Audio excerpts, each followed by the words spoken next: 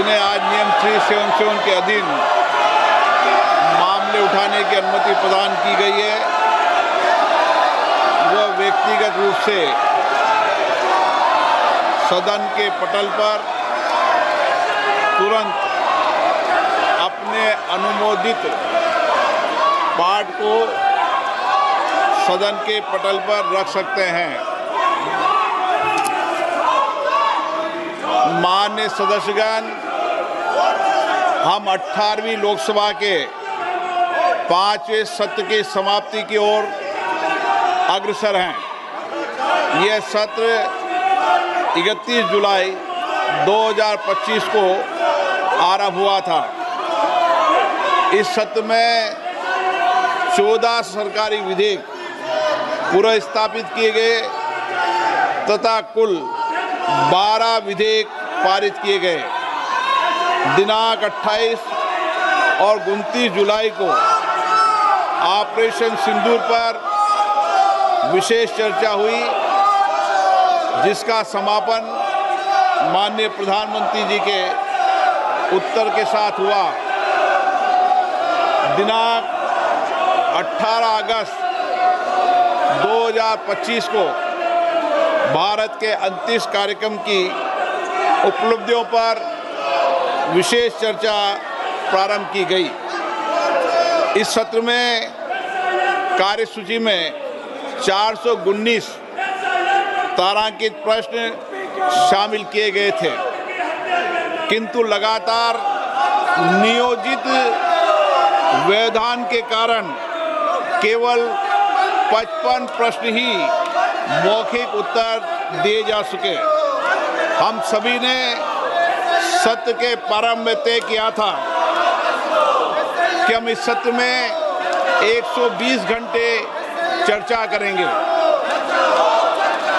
Business advisory committee में भी इस पर सहमति बनी थी, लेकिन लगातार गतिरोध और नियोजित व्यवधान के कारण हम केवल 37 घंटे ही चर्चा कर पाए।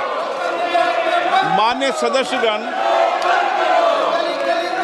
हम सब जनप्रतिनिधि के रूप में हमारे आचरण, हमारी कार्यप्रणाली को पूरा देश देखता है। जनता हमें बहुत उम्मीदों के साथ चुनकर यहाँ पर भेजती है ताकि हम उनकी समस्याएं और व्यापक जनहित के मुद्दों पर, महत्वपूर्ण विधेयकों पर व्यापक चर्चा कर सकें, मर्यादित चर्चा कर सकें। लेकिन पिछले कुछ दिनों से मैं देख रहा हूं कि सदन में सार्थक मर्यादा परंपराओं के अनुरूप चर्चा नहीं हो रही। माननीय सदस्यगण, जिस तरीके से सदन के अंदर, सदन के परिसर में जिस तरीके की नारेबाजी हो रही है, जिस तरीके से तख्तियां लेकर माननीय सदस्य आ रहे हैं, नियोजित गतिरोध किया जा रहा है, ये हमारी संसद की परंपराएं नहीं रही है। और विशेष रूप से इस सत्र में जिस भाषा का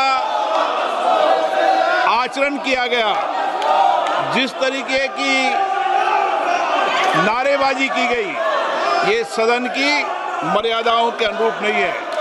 हमें एक स्वस्थ परंपराओं का निर्माण करना चाहिए और हमारी कोशिश होनी चाहिए कि हम संसद के अंदर गरिमापूर्ण चर्चा करें।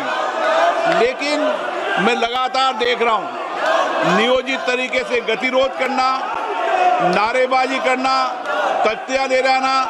मैं आपसे आग्रह करना चाहता हूं कि ये देश का सबसे बड़ी लोकतांत्रिक संस्था है, हमें इससे बचने का प्रयास करना चाहिए। और संसद के अंदर भी और संसद के परिसर में भी हमारी भाषा संयमित और मर्यादित होना चाहिए।